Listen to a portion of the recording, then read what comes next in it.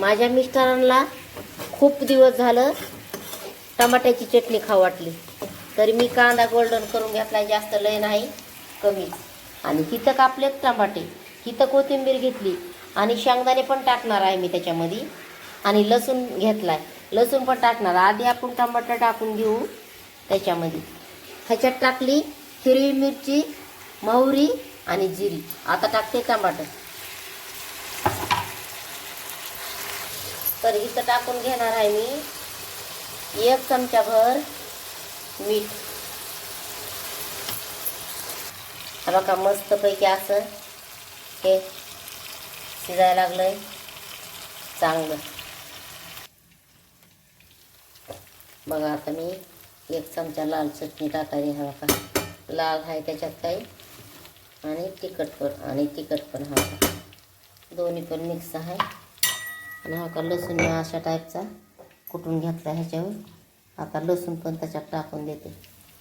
लसणाची चटणी चांगली नाही एवढी. कोथिंबीर पण त्याच्यात टाकून द्यायची, अशी छान लागते म्हणताना. प्रत्येक भाजीमध्ये तर कोथिंबीर पाहिजेच बघा. पण ह्या म्हणजे टमाट्याच्या चटणीमध्ये कोथिंबीर लागते म्हणजे लागते. शेंगदाण्याचा कुट्टा पण टाकायचा आहे. पाहिजे असा गिलासात कुठला आहे थोडाफार.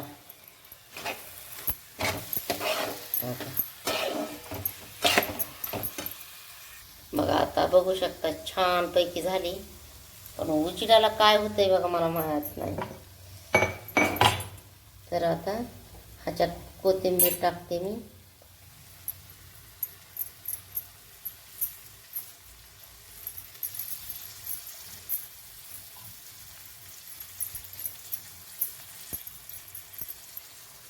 आणि हलवून घ्यायचं.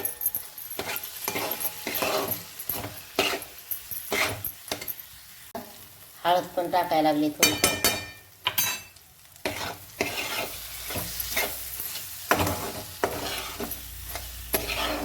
आता चटणी झाली तयार रेडी.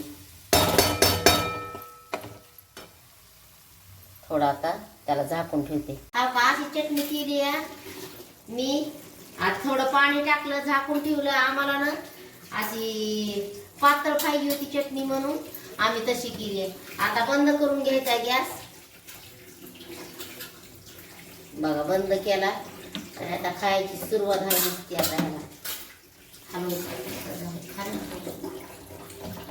बघू शकता ताव कसं झालंय, एकदम छान.